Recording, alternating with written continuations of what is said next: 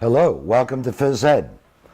Today's topic, why having a disability is so much not in your favor of performing regular exercise, aerobic exercise, anaerobic exercise, flexibility, stretching, range of motion. Critical. Half the people, according to the CDC, the Center of Disease Control in Atlanta, represents that half the people with a disability are more susceptible today to heart disease, obesity, osteoporosis, diabetes. You can control your fate. Why is it that people, sometimes, I always tell people we have to hit rock bottom before we want to do something for ourselves health-wise. Why is it that people are not motivated even though they know they should be eating their broccoli?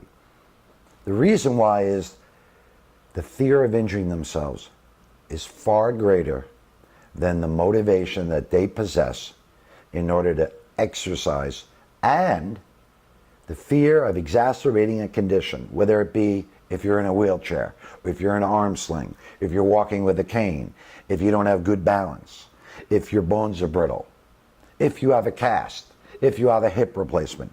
The reality is the fear of exacerbating that medical condition, or orthopedic constraint, as we shall say, is far greater than the motivation you possess until now. Okay, so what do you do? What do I need to do? First, let's take a look at a couple things here. We want to look at this from two viewpoints. The viewpoint of the person that you're caring for, okay, that loved one as a caretaker, what's going on with that person, and also yourself as a caretaker, because you want to use this because you don't want to get in a wheelchair. But let's say that either you or the one that you're caring for is in a wheelchair and they're overweight. What does one need to do? What one needs to do is they need to get what is called an upper body ergometer, known as a peddler, and you can get them for $25, $30 at any department store today. And you can have them do aerobic exercise while they're sitting down like this. And you can adjust the tension or resistance, because what's going to happen is the blood flow is going to get going. They're going to start losing some weight. Remember, if you want to lose weight, you need to do aerobic exercise. So people in a wheelchair, no matter what your disability is, or no matter what your injury is presently, you can do aerobic exercise. And by doing this, believe it or not, you're going to lose weight all over. You can also do some very simple things if you have the ability to stand up, sit down, stand up, sit down. There are so many things that you can do. You need to educate yourself, and you need to also be committed. You need to embrace the fact that I need to be moving in a particular manner so that I can actually live longer, more productively. Anyone can live longer. We can keep you alive with medication. We can keep you alive by putting you on an IV. I want you to live longer and be more productive. What is the purpose of being fit? The purpose of being fit, and everyone here at PhysEd knows that I have stated this many times, is to be more active. And we think by trying to be more active, by getting up, getting down, maybe doing the occasional bending over or doing some housework, that we're actually going to get fit. The reality is that we cannot become more fit unless we become more active, unless we become more fit. We're doing it backwards. All right. Osteoporosis, diabetes, obesity. All these things can be countered with proper fitness and sensible eating. So what are you going to do today? What's your game plan today? The key is that, knowledge is power. It's nothing wrong that you have a disability. What's wrong is that you have this disability. This is what people do all the time. They get injured. They go through physical therapy, and then after physical therapy, they stop. And then the weight comes on. And then they get weakness in certain parts of their body. And then their body atrophies, where the muscles start to sleep and they're not being used. Just like as we become older, we want to mentally stimulate ourselves so that we are exercising our brain so that we can focus more. Well, they go hand in hand. The exercise of the brain and the exercise of the body are married. And you're going to find that no matter what you're suffering from, no matter what anyone that you're caring for is suffering from, that if you keep them mentally stimulated and you keep them physically stimulated, that they're going to live a lot longer productive life. And you control their destiny and your destiny. Preventative things that you can do. The first thing that everyone should do every day is that they should stretch for at least 3 to 5 minutes. You don't need to go take a big yoga class if you can't get there or if you can't afford it. Right in your room, you could do 3 minutes to 5 minutes of light stretching, which are going to give you a bigger and larger range of motion, and I'll explain what that is in a second. And you're going to increase your hamstring flexibility, which is located in the back and behind your legs. So range of motion is this. If you can extend your arm that far versus that far, you're going to get less stress to your joints. So as you increase your range of motion, instead of the stress going to the joint, most of the stress is going to go to the muscle.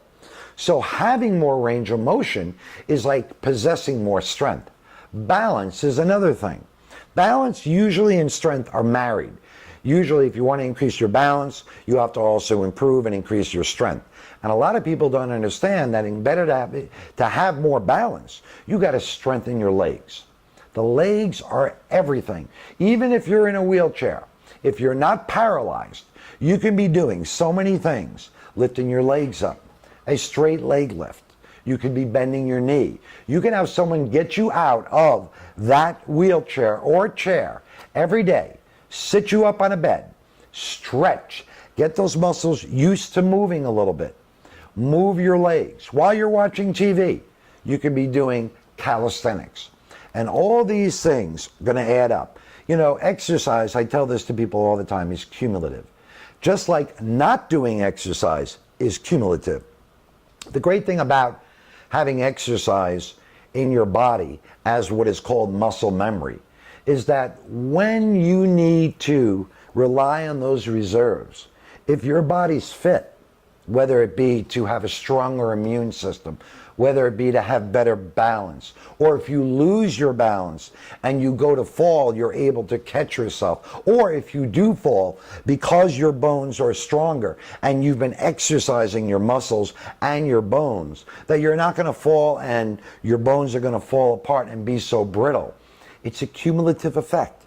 So each year that you exercise, it goes into a reserve bank, and you've earned that. So when you need to draw upon that, let's say you can't work out for a week or 2 weeks or 3 weeks, or you do get injured, the ability to jump back from that injury is a lot faster because A, psychologically, you know what it is to rehab and do what is called exercise therapy, and B, the body remembers. When the body remembers, you always hear muscle memory. What does that mean? Well, the best example I can give you is if you were to swing a golf club and you did it repetitively, even if you didn't do it for a while, after a very short, brief tenure of time, the body will say, hey, I remember this club in my body, and I remember doing that swing, and that is a good example of what muscle memory is. Just like going up the stairs, riding a bicycle, moving your arms on a pedaler or an upper body ergometer, stretching your hamstrings. The body reacts perfectly. After 1 year, the most powerful drug in the world is fitness. The body acts as if it's been working out its entire life, if you do it properly. And what I mean by that is a proper warm-up, a proper stretch, a workload, taxing your muscles in a way that's not going to overstress your joints and or your muscles, and of course a cool down. And those I just gave you are the 4 phases of any time that you should work out according to the American College of Sports Medicine guidelines. And don't forget, everyone, that as you progress and you get stronger, no matter what your disability is, if you do nothing, you're just going to shorten your lifespan as well as shorten the rest of your time on this earth to enjoy things. So that will motivate you. Educate yourself. Education and motivation are directly tied. The more you know what to do with your particular medical situation, the more apt you are to follow it. If you don't know what to do, reach out. You've got an incredible organization here, the caregiverspace.org. You've got PhysEd, myself. You've got your own doctors. You have your own physical therapist. And if you don't, and you're not getting proper information from any of these sources, reach out to us. We will get back to you as to what you need to do.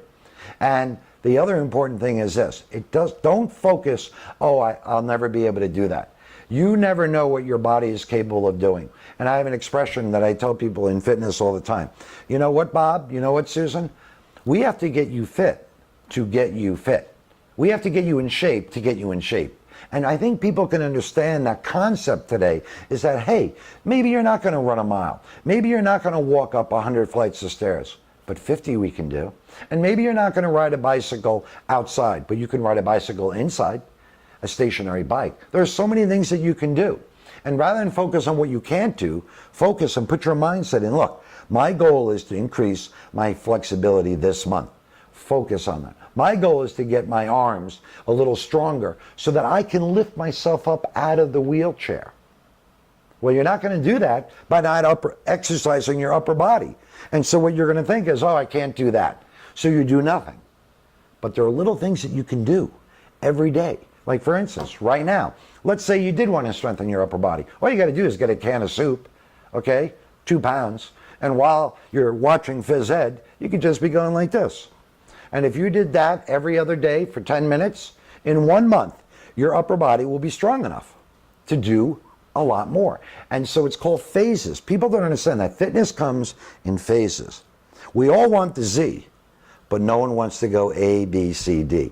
And that's why everyone gets hurt. That's why no one gets fit, because they go from A to F, F to T, and then they try to get to Z and they never get there. And that nirvana, which we want to reach in fitness, is not about the Z, it's about striving towards that and the journey, because the mental and physical benefits are going to carry over. You're going to sleep better. You're going to have less stress. You're going to have less anger. You're going to want to be more productive. You want to get out of bed more often. You're going to sleep better. You're going to have better focus. These are the things that are critical as having a disability or not, and preventive, so that you're not end up in a wheelchair, or worse yet, where you can be completely immobile. If you're breathing, you can be moving. We need to show you and educate you as the public as to so many things that you could be doing. I thank you for joining me on PhysEd today. And remember, it's not how you start, it's how you finish. And the caregiverspace.org is an organization that's there for you. Send your questions in and keep asking us how we can help you, motivate you to be the best that you can be. Thank you for joining me today.